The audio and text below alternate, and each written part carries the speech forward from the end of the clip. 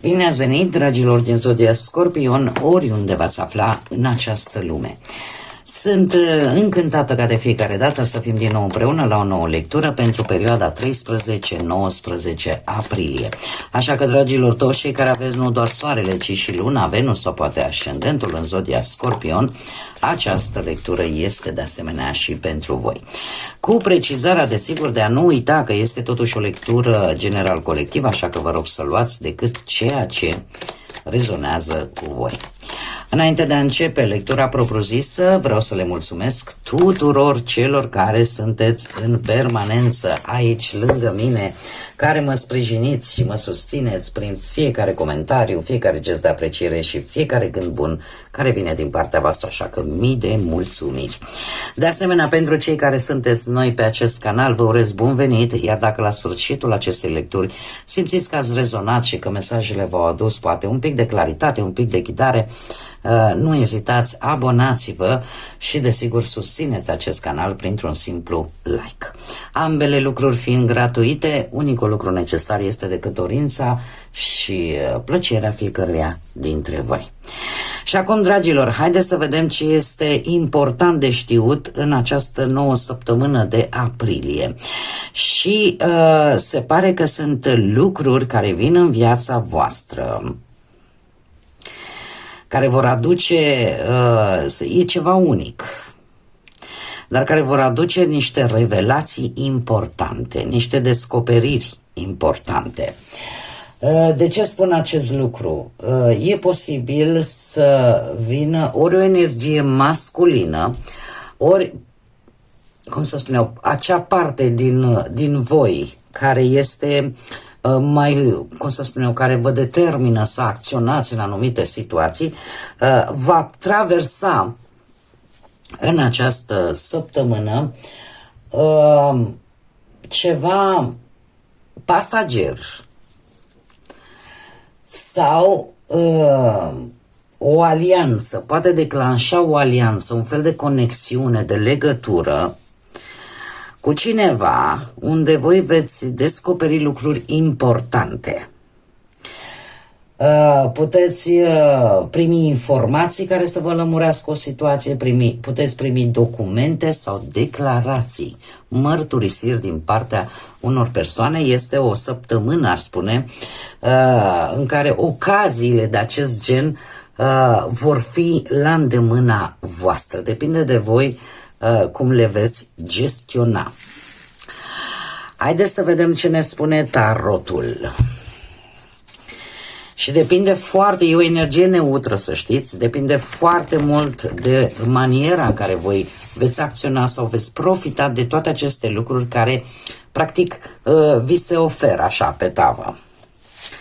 Dar în mare parte vorbim, cum am mai spus, de informații, de lucruri pe care nu le știați. Haideți să vedem ce vine pentru dragii mei din Scorpion în săptămâna 13-19 aprilie. Ce ne spune tarotul?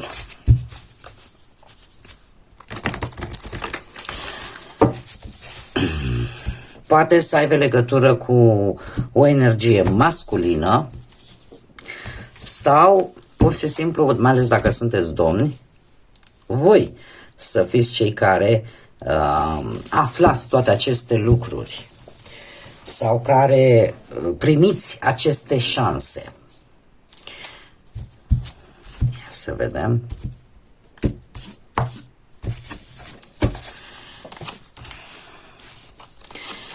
Da. Interesant. Să știți că aceste informații e posibil să vă ajute să nu mai amânați luarea unei decizii și să vă hotărâți să puneți un pic de final unor situații care v-au cam tot încărcat în ultima perioadă. Asta așa, per general. Haideți să clarificăm un pic și să vedem, clarificăm împăratul. Avem aici zodia Berbec, pentru cei care rezonează cu această zodie. Poate că voi aveți în harta voastră astrală această legătură.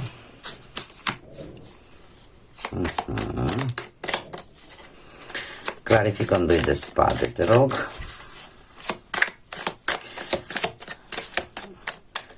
într-un grup, poate la un eveniment, felul în care voi veți comunica vă poate ajuta să știți într-o relație cu o autoritate sau cu o persoană care în general are putere de decizie.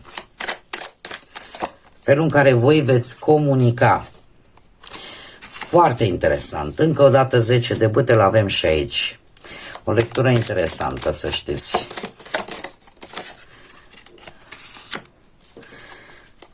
Și clarificăm surpriza. Te rog. Uite, chiar s-a întors cu spatele. Bun. Haideți să o luăm cu începutul, dragii mei. Avem aici împăratul. Un 3 de cupe și forța care ne vorbește de zodia leu. Deci avem ori berbec, ori leu. Acum, orică aveți voi vreun ascendent într-una din aceste zodii sau aveți de-a face cu persoane, poate, care sunt legate cumva de aceste două zodii, nu este obligatoriu. Eu voi generaliza în așa fel încât să vă regăsiți cât mai mulți. Deci, avem aici pe cineva cu autoritate sau voi sunteți un pic mai mai ales cei care aveți poate ascendent în aceste două zodii de foc, sunteți un pic mai energici, un pic mai hotărâți. Sunteți într-o perioadă în care, domne, vreau să pun niște limite, nu mai se face totul așa care cum încotro, vreau să fie mai multă organizare, vreau să fie mai multă hotărâre, vreau mai multă disciplină, da? Poate sunteți voi un pic mai autoritar, să zicem, poate chiar și la locul de muncă, da? Să preluați conducerea proiectelor, să faceți, mai ales dacă coordonați anumite echipe, da? Să vă organizați foarte bine, să dați sarcinile celorlalți sau chiar voi, da? Să faceți în așa fel încât într-un grup de oameni să respectați anumite reguli stricte, fără să vă mai abateți de la ele. Cum o veți face?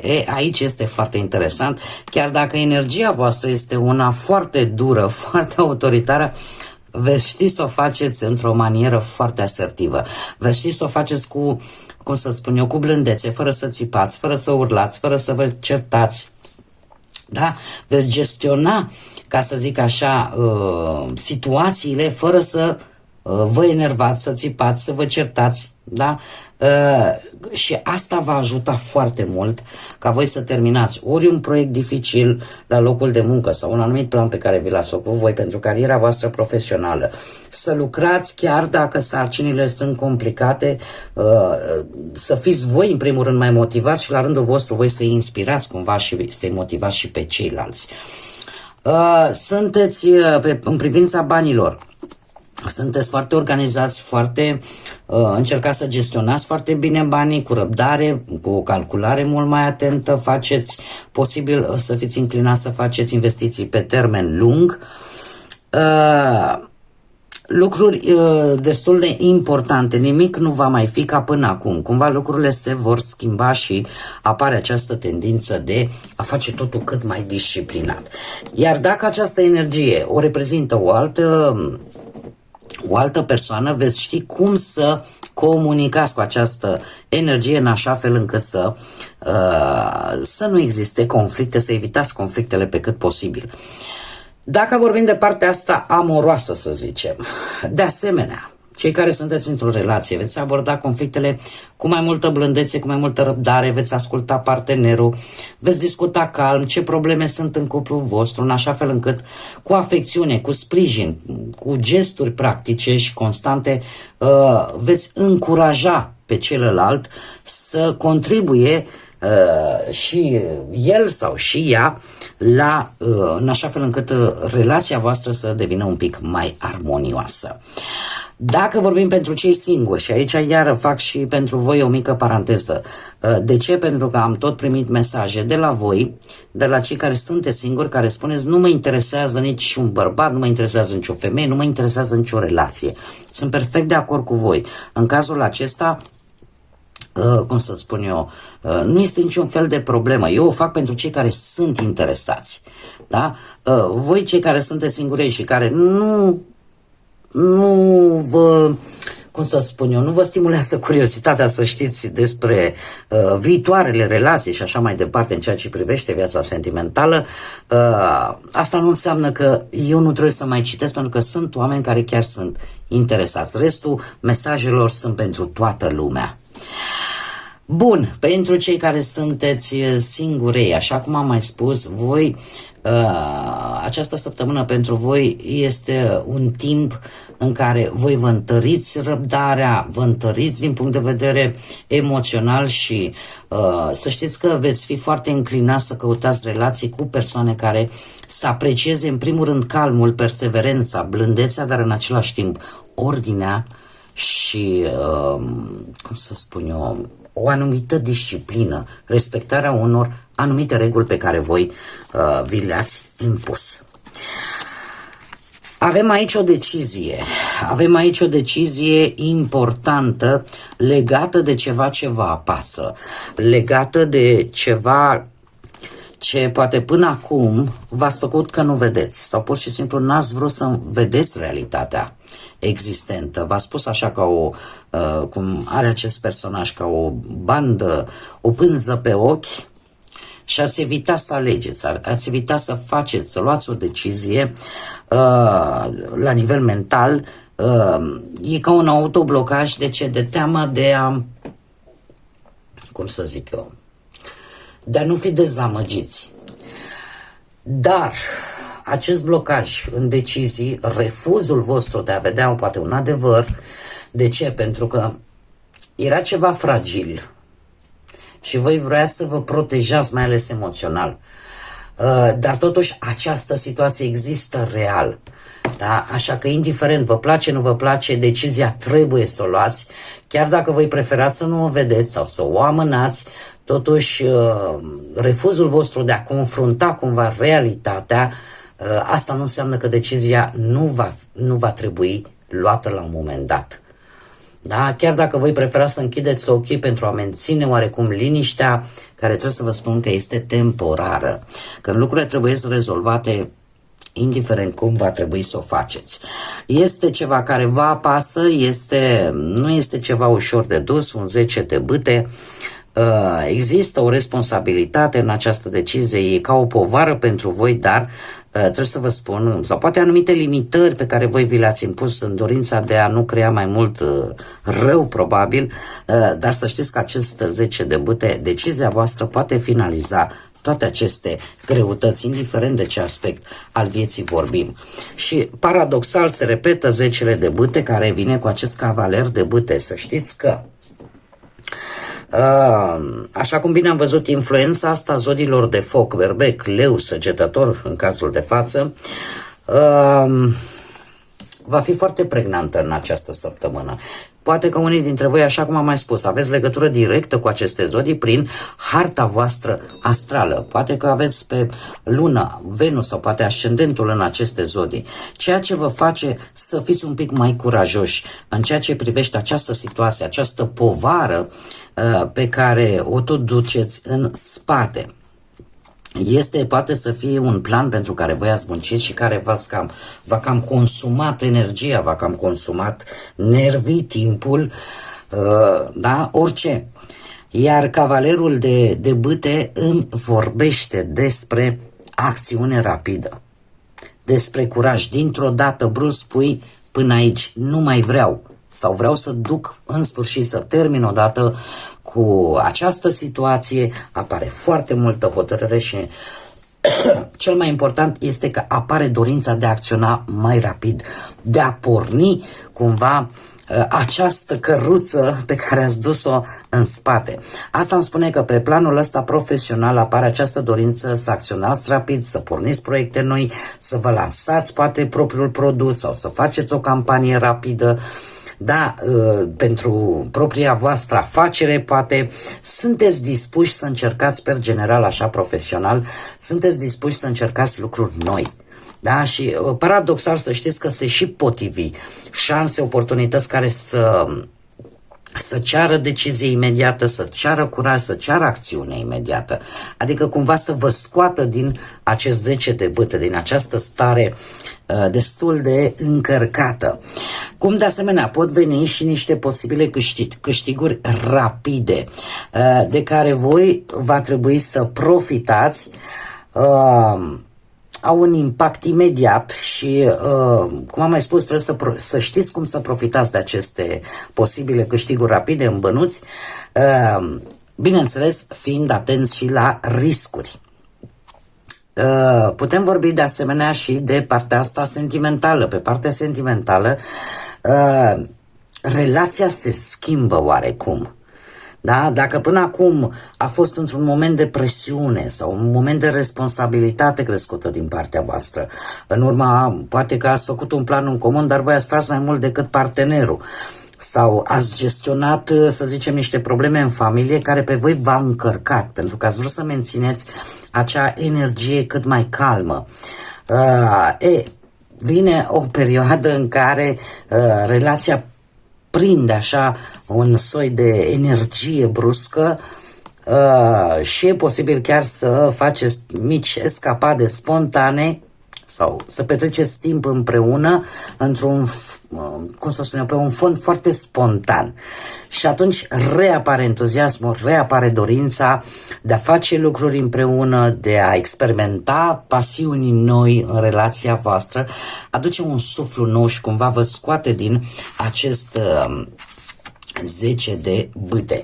Chiar și cei singurei aș spune că veți atrage persoane dinamice. Dacă până acum v-a fost greu să faceți acest lucru, să știți că veți atrage persoane dinamice, aventuroase, care iubesc spontaneitatea și chiar puteți avea parte de întâlniri total neașteptate în urma unor activități cu alte persoane, dar la fel de pline de energie, la fel de, poate, persoane din zodii de foc, de ce nu? Berbec, leu sau săgetător.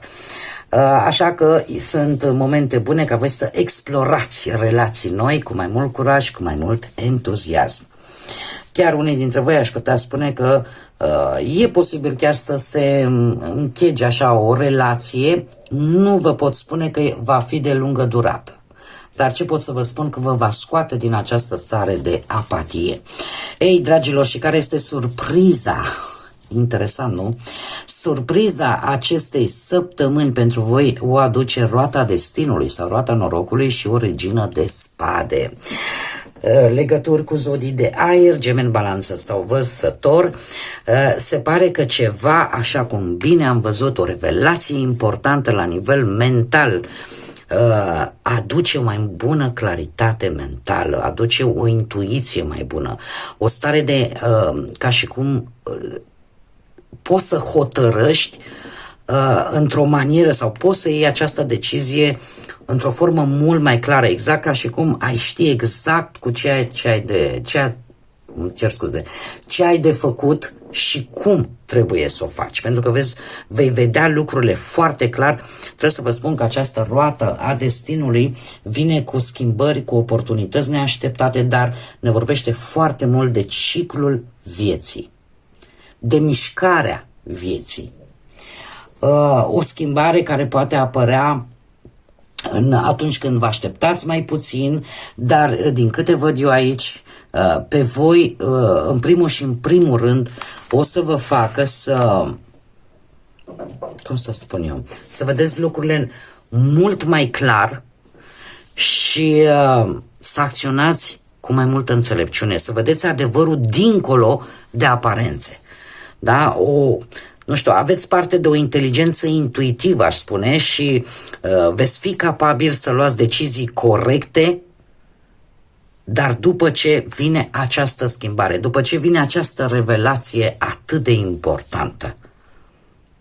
Asta vă poate ajuta, nu știu, să luați decizia cea mai corectă, să învățați că poate că adevărul și discernământul sunt esențiale pe toate aspectele vieții.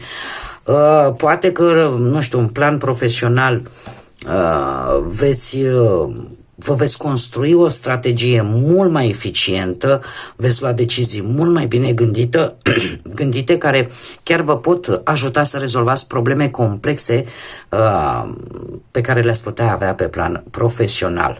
În felul acesta reușiți să comunicați mult mai clar, mult mai eficient și să luați, cum am mai spus, deciziile cele mai bune. Cu predilecție pentru cei, și asta o spun în general, pentru cei care aveți poate și un ascendent în zodiile de aer, Gemeni, Balanță sau Vărsător. Dar nu numai. Acum, dacă vorbim de bani, putem vorbi de o gestionare foarte inteligentă, foarte planificată, în care voi, în urma acestei schimbări bruște, în urma acestei revelații importante, veți reușiți să vă organizați foarte bine bănuții, mult mai clar, mult mai eficient, veți fi mult mai precauți și mult mai atenți la unde investiți banii, în așa fel încât să evitați pe cât posibil o anumită pierdere financiară. Și chiar și în relații, să știți că sinceritatea, claritatea și maturitatea emoțională vă pot ajuta foarte mult în această săptămână să comunicați deschis cu partenerul, partenera voastră și să luați decizii cât mai raționale, cât mai corecte în relația voastră. De asemenea, să știți că intuiția va fi și ea la ea acasă și vă va ajuta cumva să înțelegeți cam care este dinamica relației voastre.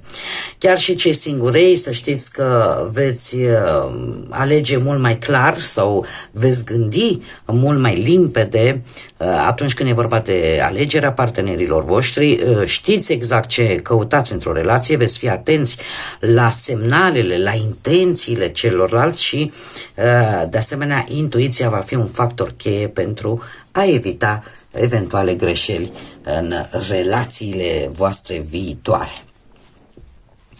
Haideți să vedem acum și care este mesajul îngerilor pentru voi, dragii mei, din Scorpion în această săptămână. Avem câte 4, multe mesaje, ia să vedem. Și avem îngerul Eiael, care ne spune așa: cunoașterea misterilor îți vor veni foarte ușor, adică exact această revelație, da?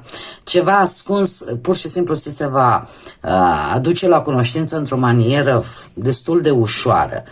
Schimbări pozitive apar la orizont.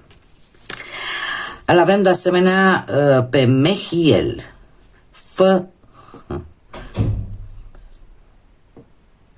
Fă ce-i mai bun, ceva ce este scris.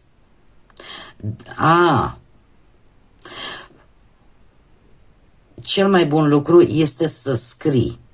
Iar dacă tu nu ești un scriitor, atunci înregistrează-ți gândurile sau ideile. Să știți că e o săptămână cu foarte multă inspirație. Acum, eu nu zic că posibil să faceți ad literam, cum scrie aici, da? Să scrieți efectiv ce vă vine vouă în cap sau să vă înregistrați gândurile, trăirile voastre, ideile voastre. Ce vreau să scot în evidență că sunt anumite gânduri, anumite idei în această săptămână care vor fi importante pentru voi. De fapt, care este mesajul acestui înger Mehiel? Este să nu uiți de aceste idei, pentru că ele sunt importante. Să iei în seamă gândurile care poate îți vin în această formă intuitivă pe care deja am văzut-o cu această regină de spade de-a lungul lecturii. Avem pe Cahetel, care spune așa: lasă acțiunea să te ghideze. Ceea ce tu cauți, să fii atent la ceea ce tu cauți și la ceea ce tu îți dorești să se împlinească. E o acțiune cu scop. Lasă această acțiune cu scop să te ghideze, decât trebuie să fii atent la ce cauți tu de fapt și ceea ce tu îți dorești să se împlinească. Interesant, nu? Foarte interesant. Și al 4-lea mesaj angelic vine de la Nit Hayah Acordă atenție semnelor și simbolurilor pe care le vezi, pentru că ele îți vor oferi o nouă înțelepciune sau o nouă perspectivă. Să știți că este o săptămână într-adevăr de roata destinului sau roata norocului. Este o săptămână importantă pentru voi, la care chiar tocmai poate această revelație atât de importantă vine prin intermediul acestor simboluri, acestor semne. Dacă vedeți cifre repetativ fără să le căutați, voi pur și simplu vă apar, sau culori, sau senzația asta de deja vu. Uite, de exemplu, să vă uitați la anumite ore și se repetă ora aia, 11, 11, 10, 10, 22, 22, 000. Da, căutați-le pe internet, pe Google și spuneți ceea ce vă, simbolul care vă interesează și scrie semnificație spirituală și veți găsi răspunsul. Există o comunicare, ca să zic așa, foarte importantă în această săptămână pentru voi la nivel spiritual. Poate că Universul, Divinitatea încearcă să vă transmită un mesaj în așa fel încât voi să descoperiți lucruri importante care să vă ajute. Bun, dragii mei, cam acestea au fost mesajele pentru voi. Sper că v-au ajutat, că v-au adus un pic de ghidare, un pic de claritate. Eu, desigur, vă mulțumesc din suflet că sunteți alături de mine și până la următoarea noastră revedere la o nouă lectură, nu uitați, suflete frumoase, să zburați înalt și să lăsați iubirea, credința, pacea și lumina să vă însoțească la fiecare pas.